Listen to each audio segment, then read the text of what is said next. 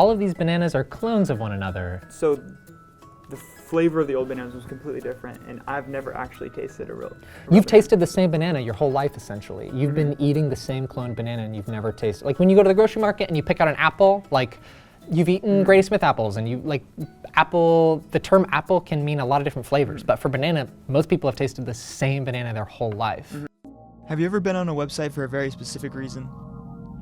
Then you click on a hyperlink, and then another. Ooh, look, suggested videos. Next thing you know, you spent hours researching a super obscure topic. Your mind has transcended planes. You are now an expert. So come on the show and tell us about it. Hello and welcome back to Hyperlink. I'm your host, Dominic Hure, and today we're going to talk about bananas with our guest, Hunter Woelfle. How's it going? It's going great. Can you tell me a little bit about the history of bananas? The history of the banana is more of a portrait of man's pursuit of immortality, wealth, and greed. Can you tell me a little bit about the different types of bananas?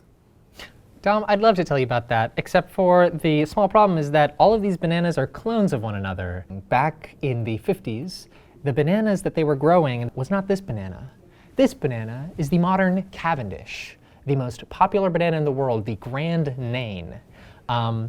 But the Grand Nain wasn't always so popular. In fact, it was an inferior banana for many years. The banana that was cultivated worldwide by the United Fruit Company was the Gros Michel. It was a lot bigger than this. It was a lot plumper. It had much thicker skin, which made it easier to transport, and it ripened much slower, so it didn't go bad as easy.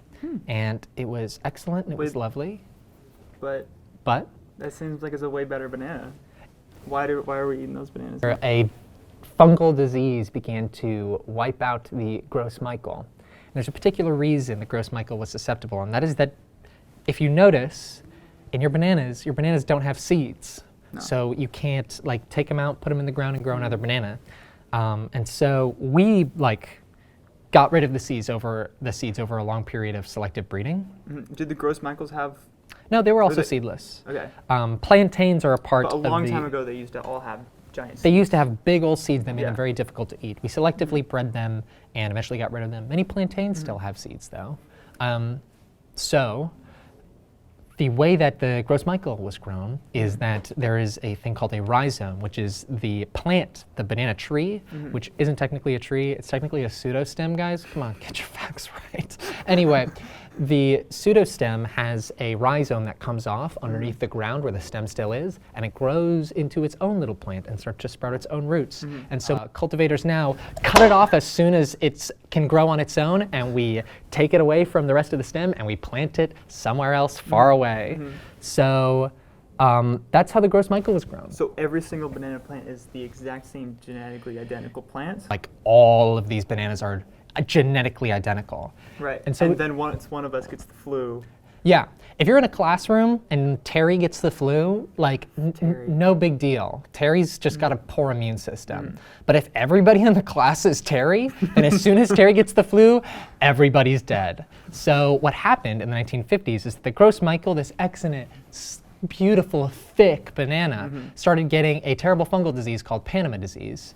And it was just getting brutally destroyed because they were all around the same area. And there's countries that are dependent Dependent pretty on much it. exclusively on this banana. Yes.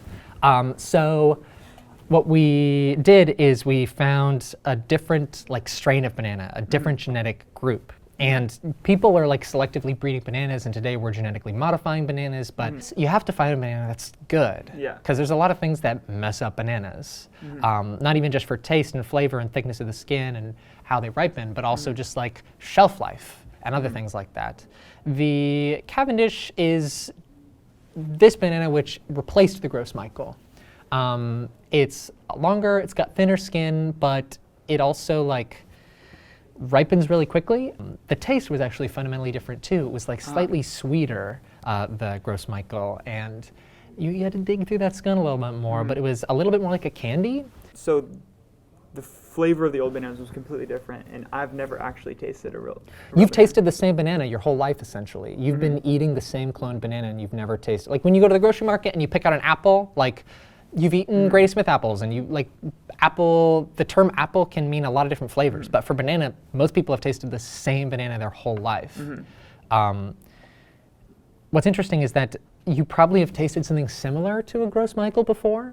A lot of candy companies in the United States that have been around for like over 50 years, almost 100 years, when they try to recreate the flavors of fruits and like cherries and strawberries and bananas, they based like their original like kept secret candy recipes off of the Gross Michael. So you know when you taste like some Laffy Taffy and the banana does not taste like banana at all? That tastes much closer to a Gross Michael. Of course, it's not as fresh and fragrant and delicious, but you're getting a little smidge of that flavor. What happens when this banana gets sick? Or have they taken any precautions so that this banana doesn't get sick? Like, these are all still clones. Don't we have the same problem? Oh, the banana apocalypse has begun, Dominic. In 2008, a lot of the Cavendishes that were being grown in India started to get sick from another fungal disease.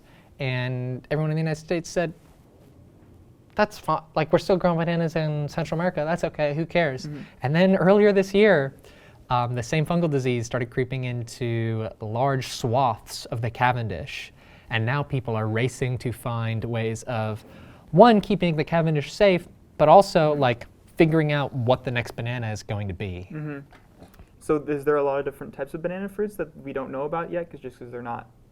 There are a lot of banana fruits out there, especially because like of the many different ways that we've like bred them and made hybrids of different bananas. There are just a lot more, but they taste different. I think the one that's most easily going to be able to take over the Chiquita banana, the Grand Nain, the Cavendish, is another type, like offshoot of the Cavendish, which is the baby banana. It tastes really similar to the Cavendish. It's also got thin skin. It's also like, if you've ever seen a different type of banana in the grocery store, like you've seen baby bananas. They taste very similar and they're smaller, and I'm not a fan of that being the one to replace the Cavendish because the Cavendish is already kind of like second place to the Gross Michael. There are a lot of different types of bananas though. We've got the red banana, we've got the apple banana, which is a lot more floral. It's got a different flavor profile. It's got a sweeter aftertaste, and that one's pretty cool. That one is really popular in India right now. There's the ladyfinger banana, the sweet banana, which is like a really, really sweet dessert banana from Southeast Asia. There's also the rhino horn banana from Africa, which is pretty dope. It's the largest banana grown, and there are just a lot of different kinds. Like people like. Everyone's been eating the same banana their whole lives. Like, go to your grocery store and find a little plantain, and then cook it up. But also, if you'd like to get acquainted with the Gross Michael, which is not gross at all, also known as Big Mike. There's a lot of people who home grow their bananas, and a lot of people who are growing Gross Michaels are like growing them at home because they can keep them safe. Now, the only problem is that when you buy Gross Michaels, you have to go to crazy people who are growing them in greenhouses, and you have to buy them in bulk. But the thing is that if you had a lot of people come together with one cause, with one truth, and that is to taste the Gross Michael, and everybody put in a little bit of money, the Gross Michael is really cheap on like an individual banana level, pretty similar to the modern Cavendish. But we can't buy hundreds of bananas. Not without your help. So if you're willing to email us at extinctbananaparty@gmail.com, then you too can taste outside of your banana comfort zone. Anyway. Would you like to share in a banana? I would, but also peeling the banana here is like a huge waste of time because then you have to like dig your nail into the banana and then you just get banana everywhere. I've never. Animals have. This way? You have to do it this way. Animals have been peeling bananas for a lot more than humans have, and we have videos of monkeys peeling bananas where you just do this. You take this black bit and you pinch it until it breaks, and then you just take this part down, and then you're good. And it's so easy.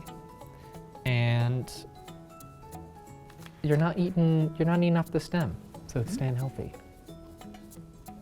Thank you for being on the show, Hunter. Sure, no worries, man. So remember to email extinctbananaparty@gmail.com if you want to get a piece of history and explore new versions of bananas out there. Thank you for watching Hyperlink.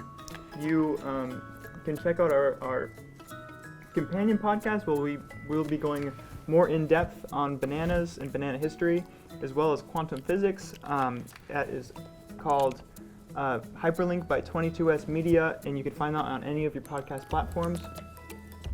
And yeah, thank you. Thank you so much. Bye.